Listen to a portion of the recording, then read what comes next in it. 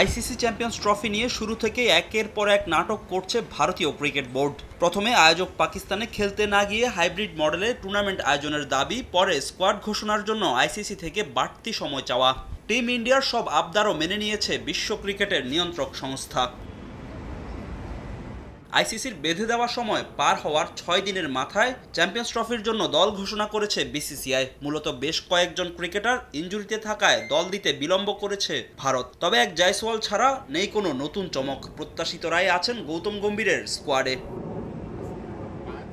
১৯ ফেব্রুয়ারি থেকে শুরু হওয়া চ্যাম্পিয়ন্স ট্রফিতে টিম ইন্ডিয়ার নেতৃত্ব দিবেন রোহিত শর্মা। তার সঙ্গে সহ অধিনায়ক হিসেবে থাকছেন শুভমান গিল। ইনজুরির সংখ্যায় থাকা জশপ্রীত বুমরাকেও দলে রেখেছে বিসিসিআই। ১ বছরের বেশি সময় ওয়ানডে ক্রিকেটের বাইরে থাকা মোহাম্মদ শামিও ফিরেছেন দলে। বর্ডার গাভাস্কার সিরিজে দুর্দান্ত পারফরমেন্স করে ওপেনার যশস্বী জয়সওয়ালকেও সুযোগ দিয়েছে গৌতম গম্ভীর। যদিও ৫০ ওভারের ফরম্যাটে এখনও অভিষেক হয়নি এই ক্রিকেটারের।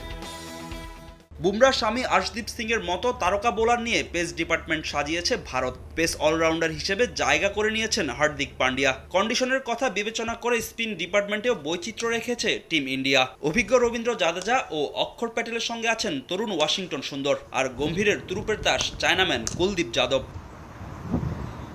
দলে উইকেট কিপার আছেন দুজন। লোকেশ রাহুলের সঙ্গে স্টাম্পের পেছনে দেখা যেতে পারে ঋষভ পন্তকে। এছাড়াও ভারতীয় টপ অর্ডারেও নেতৃত্ব দিবেন এই দুই ব্যাটার। তাদের সঙ্গে থাকবেন অভিজ্ঞ বিরাট কোহলি ও শ্রেয়াস আইয়ার। তবে দলে জায়গা হয়নি নিয়মিত ওয়ানডে দলে থাকা মোহাম্মদ সিরাজের। আর সবশেষ অস্ট্রেলিয়া সিরিজে নজর কাড়া নীতিশ রেড্ডিও আস্থা অর্জন করতে পারেননি কোচের।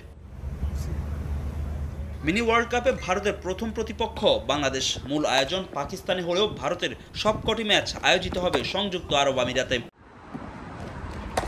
ফাহিম ইসলাম, সময় সংবাদ।